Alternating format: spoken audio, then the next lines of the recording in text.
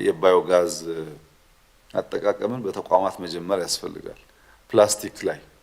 ፕላስቲክ መጣል፣ ፕላስቲክ ቤት ምናምን ህግ በፌዴራል ደረጃ እያወጣን ነው። ለምሳሌ ማንም ሰው በቤቱ በረንዳ ላይም ይሁን ቡና ለመሸጥ በላስቲክ የሚሰራ ቤት ህገ ወጥ መሆን አለበት። መጀመሪያ ላስቲክ ነው፣ ቀጥሎ እየቀጠለ ነው ህጋዊ ቤት የሚመስለው፣ ግን ላስቲክ የሚባል መፈቀድ የለበትም። ወደ ሀገር ውስጥ የሚያገቡበትን መንገድ እንሞክራለን። ብዙ ግን ከላስቲክ ጋር የሚያያዝ ጉዳይ መሬታችን እያበላሸ ነው፣ ውሃችን እያበላሸ ነው፣ ከተማችን እያበላሸ ነው፣ የአኗኗር ዘይቤያችን እያበላሸ ነው፣ በሽታ እያመጣብን ነው እና ሰው እያመጣ ላስቲኩን እዚህ ዳምፕ እንዲያደርግ መፍቀድ የለብንም። በሀገር ደረጃ የሚወጣው ህግ እንዳለ ሆኖ አዲስ አበባ ግን ቢያንስ በሚታይ መንገድ በላስቲክ የሚሰሩ በረንዳዎች ነው መከልከል አለበት። ከፈለገ በሳር ይስራ፣ ለጤና የማይመች ስለሆነ ማለት ነው። እሱም በህግ ከባዮ ጋዙ ጋር አያይዘን ብንሄድበት ያግዛል። ሶስተኛ ከብቶች ከተማ ውስጥ እንዳሻቸው መንቀሳቀስ፣ ይሄን ቢታሰብበት ጥሩ ነው። ቦታ መርጠን በየቦታው የበግ መሸጫ ምናምን እናዘጋጃለን ካምፕ። ከዛ ውጭ ያለው ቦታ ላይ ግን በሬ ከተማ ውስጥ እየሄደ ሰው የሚወጋበትን አሰራር እየቀነስን እያለማመድን መሄድ ያስፈልጋል። በማረድ በንጹህ ቦታ ብቻ መጠቀምን ሰው እንዲለማመድ ማድረግ ያስፈልጋል። ከነዚህ መሻሻያዎች በተጨማሪ እየተሰራበት እንደሆነ ተስፋ አደርጋለሁ። ግን ሀሳብ ይዛችሁ ብትሄዱበት ሁሉም ክፍለ ከተማ፣ ሁሉም ወረዳ ኮሪደር ነገ ከነገ ወዲያ እንደሚመጣ አውቆ ካሁኑ የቤት ልየታ ካሁኑ የህገወጥ ልየታ ማድረግ አለበት። ለምንድን ነው እናንተ ከዚህ የምትገፏቸው ሰዎች ህገወጦቹ እዛ እየሄዱ አዲስ ስፍራ የሚሰፍሩ ከሆነ ሌላ ጣጣ ነው አለ። አሁን አዲስ የሚገነቡ ኢሌጋል ቤቶች በየቦታው ይታያሉ ወጣ ሲባልና ወረዳዎች፣ ቀበሌዎች ልክ ኮሪደር ስራ እንዳለበት መንገዱን ባይገነባ ወኮይም ባይገነባ ግን በቁጥር ህጋዊ ቤቶችንና ህገወጦቹን ለይቶ ተጨማሪ ህገወጥ ቤቶች እንዳይቀጣጠሉ ማድረግ አሁኑ ካልሰራ ይሄን ጨርሳችሁ ስትሄዱ ሌላ ጣጣ ነው የሚሆነውና ወረዳዎችና ከተማዎች ይሄ የልየታ ስራ አሁኑ እንዲሰሩ ቢደረግ ጥሩ ነው።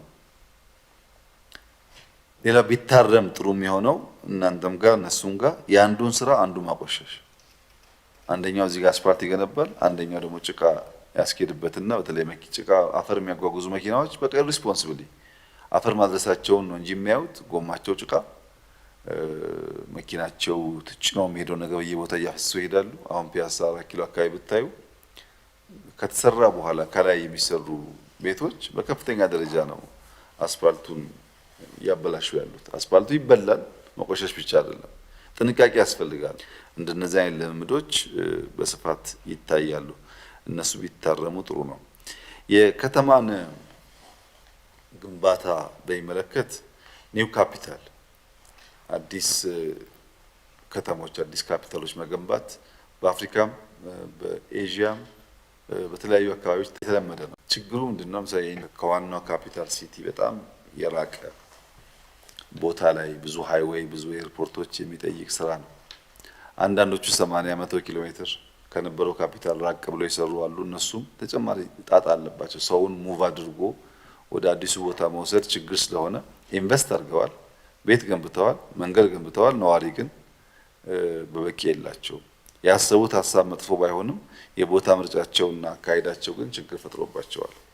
የኛ የኒው ካፒታል ቢልዲንግ አፕሮች ለብዙ የአፍሪካ ሀገራት ልምድ ይሆናል። ይህ የጊዜ ጉዳይ ነው። ከተወሰነ ጊዜ በኋላ ብዙዎች ልምድ የሚቀምሩበት ነው የሚሆነው። ምክንያቱም ምንድነው እንዳያችሁት የጫካ ሳተላይት ሲቲ ያልነው ከዋናው የኛ ከተማ ከምንለው 3 ኪሎ ሜትር 2 ኪሎ ሜትር መንገድ እንኳን አይሄድም። ከ80 ከ90 በታች አይደለም ሌሎቹ። የኛ ግን እዚሁ ነው፣ ቅርብ ነው። አሁን ጫካ ሲባል ሰው ቤተ መንግስት እያለ ነው የሚናገረው። ያው እንደምታውቁት ሳተላይት ሲቲ መሆኑ ሲገባውና ሳተላይት ሲቲው ነባሩን ሲቲ እንዴት አድርጎ እንደሚያቀፍ በሚያይበት ሰዓት ትውልዱ አንደርስታንድ ያደርገዋል፣ ሌሎች ደግሞ ይማሩበታል። ርቀን ወጥተን ቢሆን ኖሮ አሁን 100 ኪሎ ሜትር 150 ወጥተን ባዶ ቦታ ላይ ብንገነባ ለኛ ከአጭር ጊዜ አንፃር ቀላል ነው። ከረጅም ጊዜ አንፃር ግን የሀገር ሀብት ጥፋት ነው የሚሆነው። አሁን ጫካ ላይ ብቻ 1000 ሄክታር ገደማ ቦታችን ከዚያም ጨምሮ ያለው በዚህ 1000 ሄክታር ገደማ ላይ እንደምናስበው ግሪን ስፔስ በደንብ ተጠቅመን አስቡት።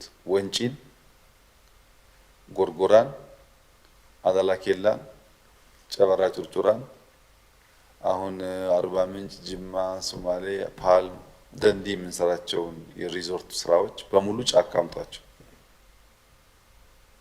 ሁሉንም አምጥተን አንዱ እያስቀመጠን ስፔስ እያደረግን አዲስ አበባ ላይ አድዋን እዛ እንውሰድ፣ ፍሬንድሺፕ ዋንቱን እዛ እንውሰድ፣ ላይብራሪን እዛ እንውሰድ፣ የዩኒቲ ስራ ታችኛው ፓላስ ስራ እዛ እንውሰድ።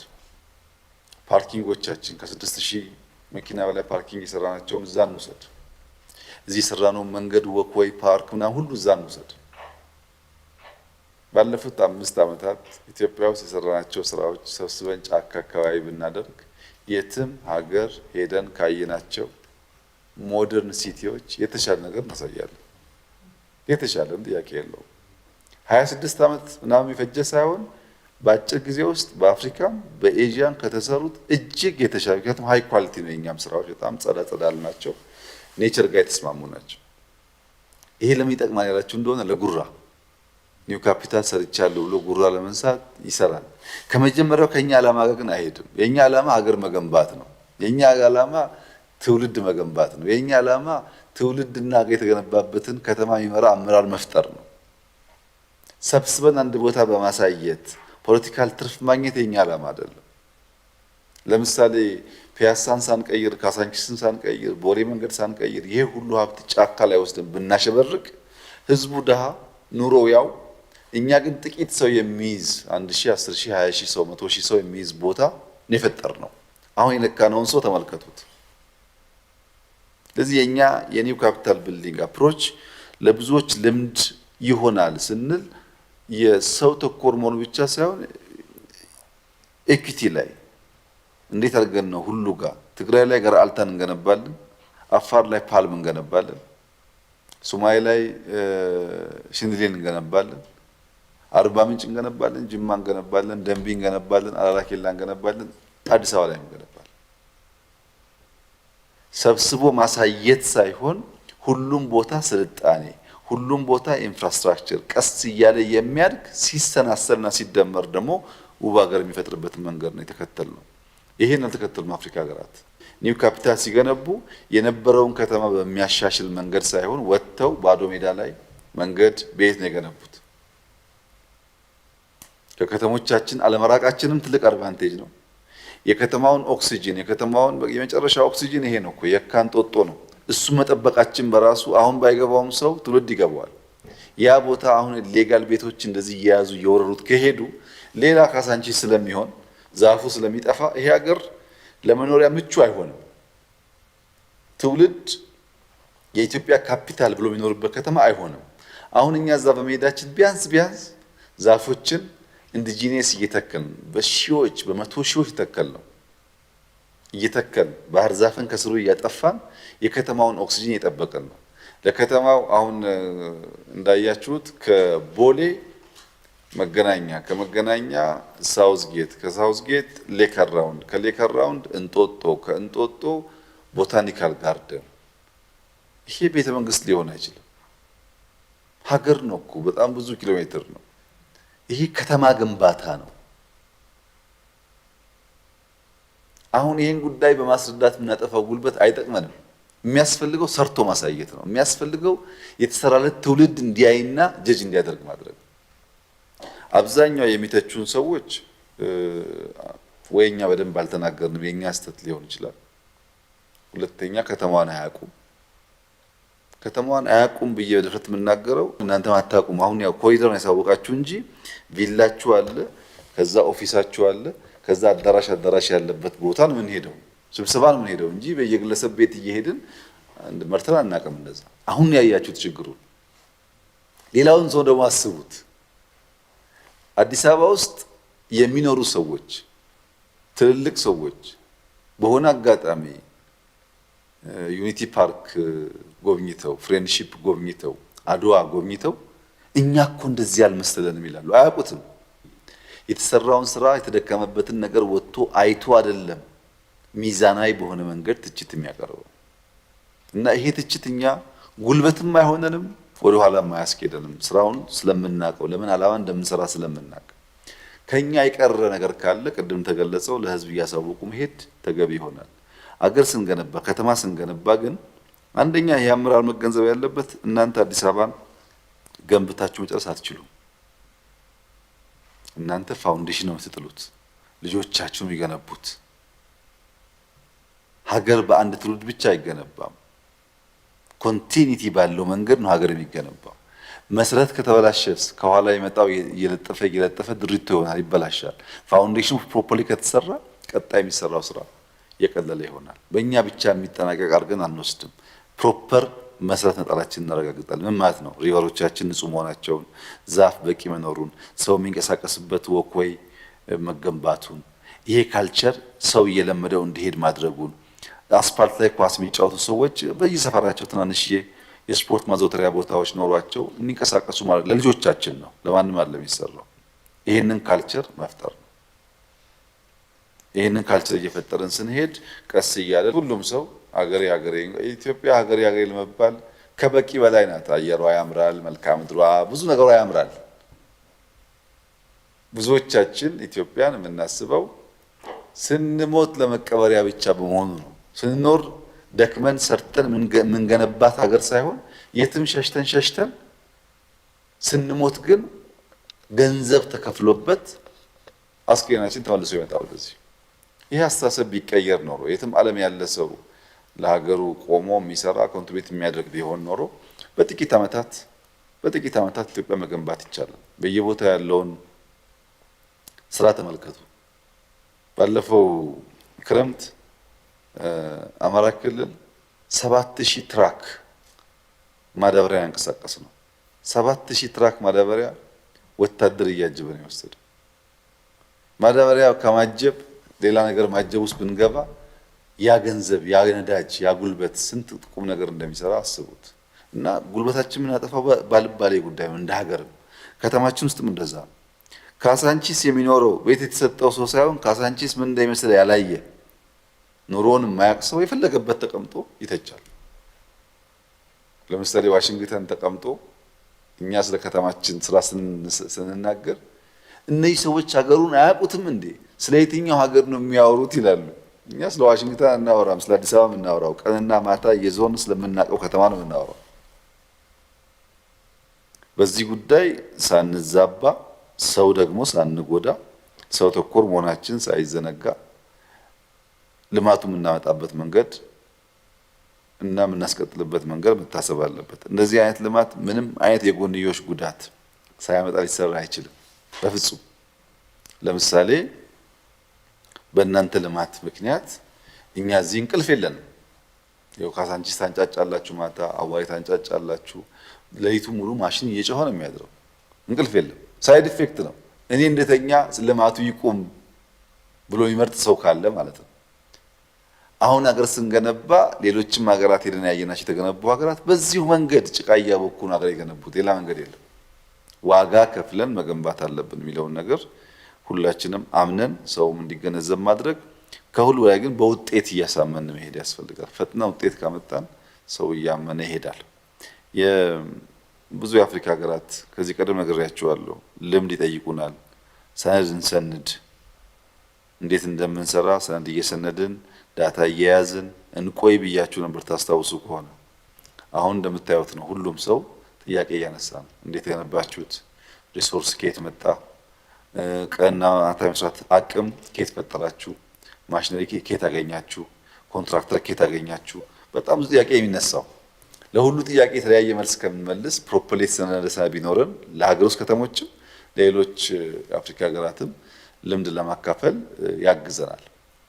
ምክንያቱም ያነሳችሁት የዛሬ 26 27 28 ዓመት ገደማ ኤዥያን ታይገር ሲነሱ የነበረው እንቅስቃሴ ተጨማሪ ነገር አለው።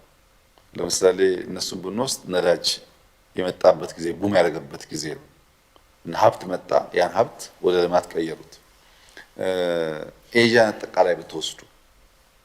አጠቃላይ ኤዥያን ብትወስዱ እዛ አካባቢ ያለውን የተለወጡ ሀገራት ብትወስዱ የዓለም ሀብታም ሀገራት እጅ አለበት። ኢንቨስት አድርገዋል። ያ ኢንቨስትመንት እኛ ጋር እድል አልተገኘም። እንደ አፍሪካ አልመጣም ያ ሀብት። በዛ ላይ ደግሞ ነዳጅ ሲጨመርበት ሀገራት እንዳያችሁት ያን ከተማ ገንብተዋል። እንደዚህ አይነት ሲግኒፊካንት ኢንቨስትመንት ወደ አፍሪካ ቢመጣ ባለው ጉልበትና ፖቴንሻል ምን ሊሆን እንደሚችል አስቡት።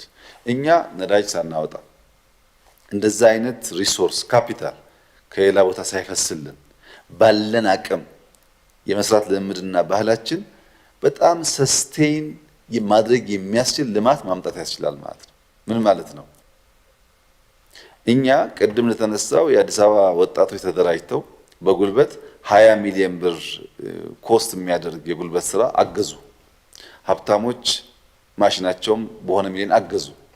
የስራ ኃላፊዎች ከ8 ሰዓት በላይ 2 ሰዓት 3 ሰዓት 4 ሰዓት እያመሹ ሰሩ። እነዚህ ነዳጅ ናቸው ለኛ።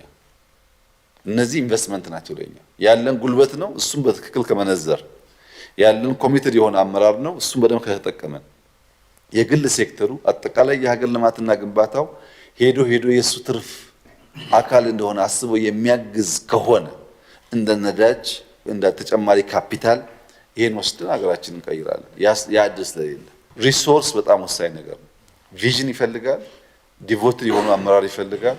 ተጨማሪ ደግሞ ማስፈጸሚያ የሆነ ሪሶርስ ይፈልጋል። ሪሶርስ ውስን በሚሆንበት ሰዓት መቆጠብና የሰው ጉልበት መጠቀም ግድ ይሆናል ማለት ነው።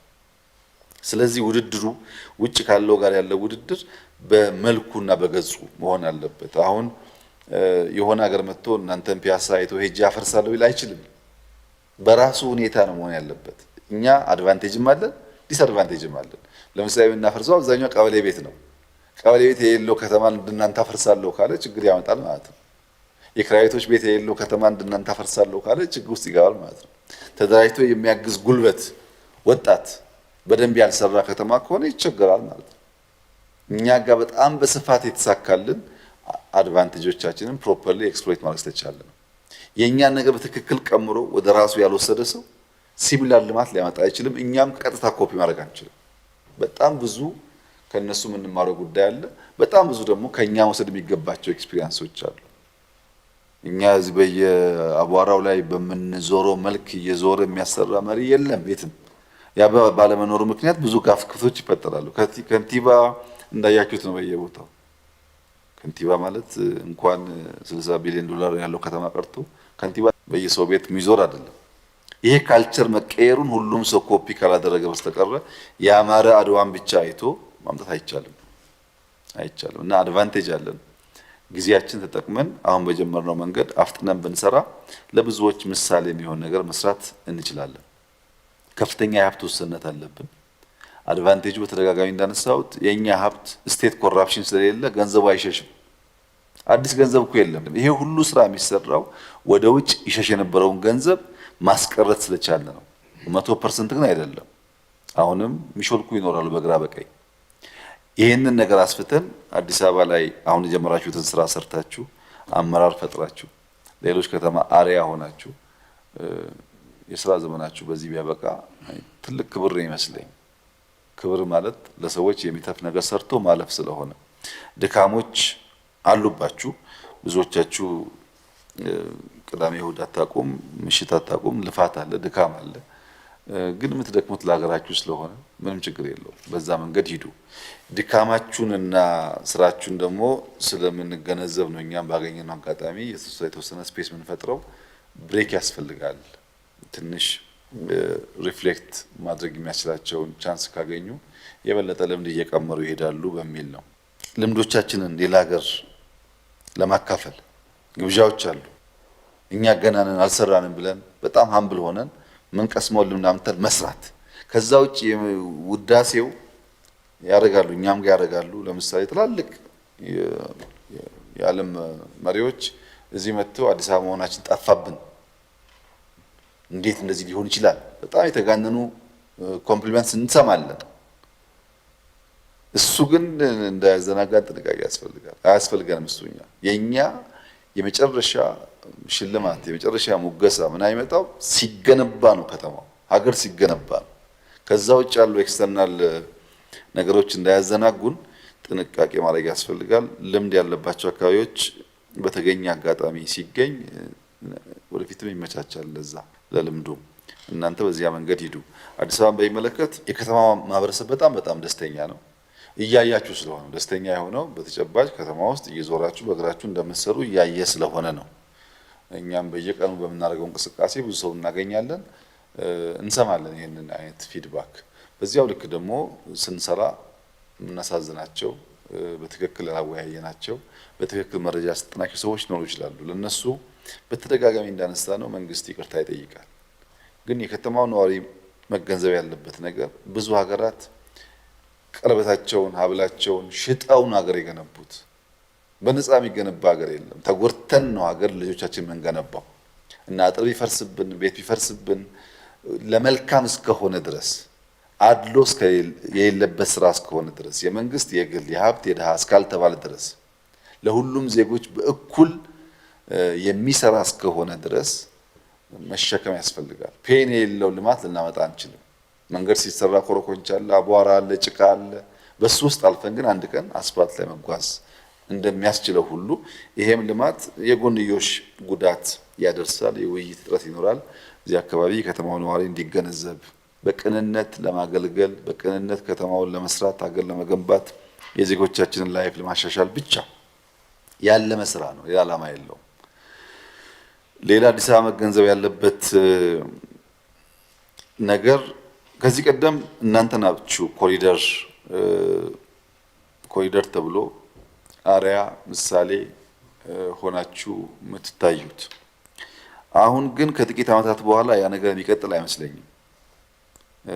ባህር ዳር ጥሩ ስራ እየሰራ ነው። ጎንደር ጥሩ ስራ እየሰራ ነው። ጅማ ጥሩ ስራ እየሰራ ነው። ቢሾፍቱ ጥሩ ስራ እየሰራ ነው። አርባ ምንጭ በጣም ጥሩ ስራ እየሰራ ነው። አዋሳ ጥሩ ስራ እየሰራ ነው። እነዚህ ከተሞች አይናቸው እየተገለጠ ሲሄድ ከናንተ የተሻለ አድቫንቴጅ አላቸው። አድቫንቴጃቸው ምንድነው? ለምሳሌ ጅማ ከተማ በከተማ ነዋሪ ብንወስድ ጅማ ወይም ባህር ዳር ያለው ነዋሪ እናንተ ጋር ካለው 10% የሚሆን አይመስለኝም። ውስን ነው። ጥቂት ሰው ነው። ሰው ጥቂት ሰው ስለሆነ የዛን ሰው ችግር ፈቶ መልማት ቀላል ነው። እናንተ እንደዛ አይደለም። በጣም ብዙ ህዝብ ነው። በጣም ትልቅ ከተማ ስለሆነ ያስቸግራል። እና ሳይዛቸው ቢያንስም ከናንተ ያልተናነሰ ወይም የተሻለ ውበት ይዞ ለመውጣት እድል አላቸው። ለምሳሌ አሁን ቢሾፍቱ በጀመሩት መንገድ አራቱን ውሃዎች በመንገድ እያገናኙ የቱሪስት ዴስቲኔሽን እያደረጉ የሚሄዱ ከሆነ በፍጹም አዲስ አበባ እንደዚህ አይነት እድል የለውም። ቢሾፍቱ ከጠበበው አስፍቶ ሰው ማስፈር ይችላል። እናንተ ያላችሁ ቦታ ውስን ነው እና የመበለጥ እድሉም በቅርብ ርቀት ያለ ጉዳይ መሆኑን ሴንስ እንድታደርጉ ነው። እናንተ ፈርቀዳጅ ናችሁ፣ ጀምራችኋል። አጠቃላይ መንግስታችን ትኩረት እዚህ ስለነበረ አሁን እየታየ ያለው ነገር ግን ነገሮች ይቀይራል። በጥቂት ዓመታት ውስጥ ሪሶርስ እያገኙ ከሄዱ የክልል ከተሞች የተሻለ እድል አላቸው። በጣም ትንሽ በጣም ውብ ከተሞች የመፈጠር እድል አላቸውና እሱንም ታሳቢ አድርጉ። እንደው እኛንን አንደኛ እያልን እንዳንዘናጋም ጥንቃቄ ቢደረግ የመስፋት እድሉ ጠባብ ስለሆነ በምስጋና መልክ ለነበራችሁ ጥረትና ትጋት በጣም ነው የማመሰግነው። እንደምትለፉ በደንብ ያለው ከምስጋናው ጎን ለጎን አሁንም አደራ ማለት የምፈልገው እርካታ እንዳይኖር ገና ነው። አዲስ አበባ አልተሰራም። እኛ ካልገነባ ነው ደግሞ ይሄ ነገር አይቀጥልም።